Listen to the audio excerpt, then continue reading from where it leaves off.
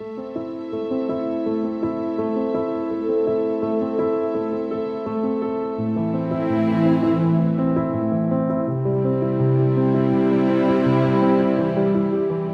name is Kristen Poole and I'm the Artistic Director at the Sun Valley Museum of Art, and I also got to function as the curator for this exhibition. The exhibition is called Wabi Sabi, and it was inspired by that Japanese philosophy and aesthetic and the notion that is in contrast to the Western tradition of perfection and idealization of form. Wabi Sabi is really about the notion of impermanence and imperfection. Wabi really refers to the idea of transience and the organic forms in nature and how things are not solid and fixed, but impermanent and fluid, and it is in the change that the beauty can be found. When I was reading about the tradition of Wabi Sabi, I immediately thought about the long-time Japanese tradition of the tea ceremony and was really inspired to do this exhibition by a collection of ceramic tea bowls that is held locally by a man named Henry Whiting. Henry is a voracious academic and follower and aficionado of the architect Frank Lloyd Wright. And in his love of Wright, Henry's absorbed the idea that Wright was inspired also by the Japanese tradition and Japanese ceramics, and it was there that he began to collect ceramic tea bowls. So this body of work in this exhibition really came from that inspiration of the marriage of Frank Lloyd Wright and Japanese ceramics and this notion of Wabi Sabi that is deeply embedded in the Japanese tradition. There are 4 artists in the exhibition. They all come from really, really wildly different traditions and cultures. Mark Newport is an artist that we've worked with before. Mark is a fiber artist who works as a professor at Cranbrook Academy of Art in Michigan. So that confrontation and conversation about our vulnerability as humans is really what inspires Mark's work. This body of work in this exhibition is a new body of work that he started a couple of years ago that explores those same human vulnerabilities, but through a different lens.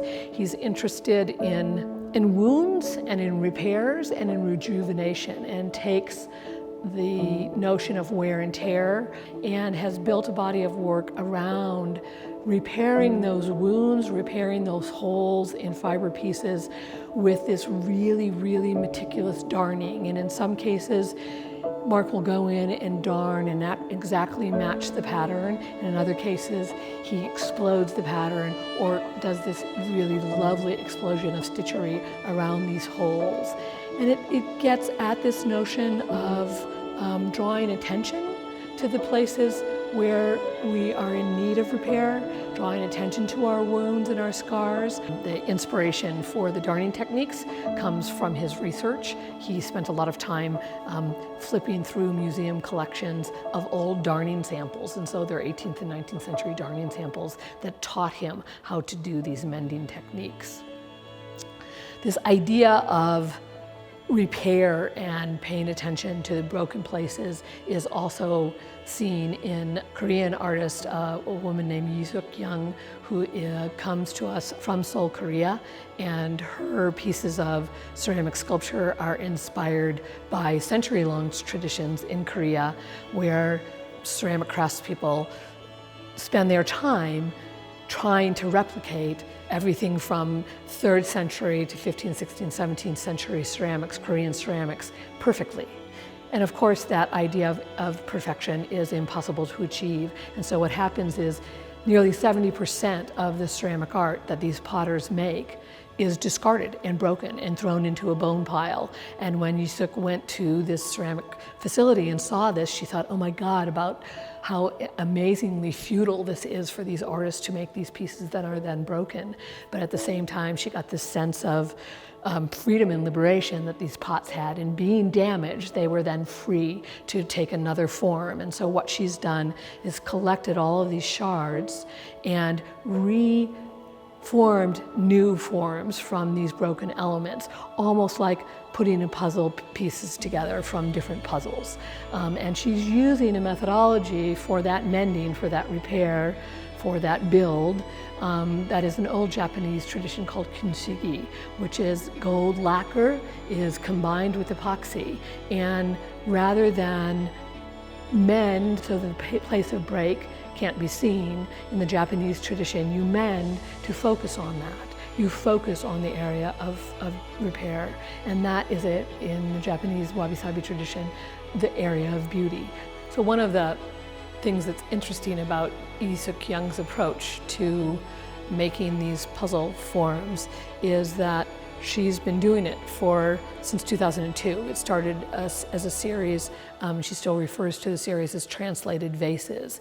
And when she initially started to take these broken pots and begin to put them together, she talked about how she struggled to allow them to take their own form, that at first she wanted to impose form on them. And I think one of the lovely things about the 3 pieces that we have in the exhibition is that you can see that sort of movement from a much more contained, sort of round, pillow-like form to these 2 other forms that are much more improvisational and have a fluidity and a dance to them that she hit her stride as she began to allow the material to tell her where they should be joined. The other ceramic artist in the exhibition is Shiro Tsujimura, and Shiro is the potter that makes up the majority portion of Henry Whiting's ceramics collection and is an aberration of sorts. The Japanese tradition of craftsmanship is a very rigorous and centuries-old tradition, and if you work particularly in clay in Japan, you typically apprentice for decades before you're really even allowed to make your own pot. Well, Shiro was actually trained to be a painter and defied that tradition as well, did not want to go through the established route that was necessary for a painter, ended up painting on his own, studying Zen Buddhism, and it was at a Zen Buddhist monastery that he held a 16th century Edo ceramic bowl and thought, aha, this is what I want to do. This ceramic form speaks of the earth, it speaks of nature, it speaks of an organic form, an organic shape, it's simple. He was really repelled by painting's color and wanted to get to something very much more organic and simplified. And Shiro's pots, because of that, they have a freedom to them that many Japanese ceramics don't have because they come from this very rigorous tradition. And Shiro, in his effort to explore, has explored all of these ceramic traditions, and in the exhibition here you will see tea bowls that reflect many traditions throughout Japan. The pots are largely not glazed and are marked by whatever is in the clay body responding to the fire in the kiln and by the wood ash that builds up as the pieces are fired. They're simple, there's a purity and an honesty to them, and they're again in this direct contrast to the English tradition of porcelain ceramics, which are very refined, very precise. When you come in and you see the tea bowls, I encourage you to take the time to look at them, because at first you look at them and they all look the same. There's a series of 10 that are pretty much the same shape and the same form. As I learned more about Shiro's approach to pot making, he will make hundreds and hundreds and hundreds and hundreds of tea bowls and choose 1 or 2 of them. And I think that process of being discriminating in how we look and how we choose is a really important element to this aesthetic too, that we slow down and we really honor the work and the labor that's gone into the making of all of these things. There are also a couple of really beautiful jars by Shiro Tsujimura in the exhibition, but you'll see there are cracks and flaws, and those cracks and flaws in this Wabi Sabi tradition are embraced as the points of beauty and the place where you should be paying attention. Probably the most refined approach to making in the exhibition is by a Miami fiber artist, a woman named Frances Trombly, who makes absolutely beautiful, elegant, woven forms. But in those beautiful, elegant, woven forms, you almost always see a place where joinery has happened and there's a thread hanging out, or something is slightly askew, those areas that demonstrate the labor and the work that goes into the weaving is really what Frances is after in the way that she approaches her weaving tradition. She only very recently has started to use a very muted color palette. So you're really looking at the material and the way that her sculptures sort of define themselves is by the drape of the fabric.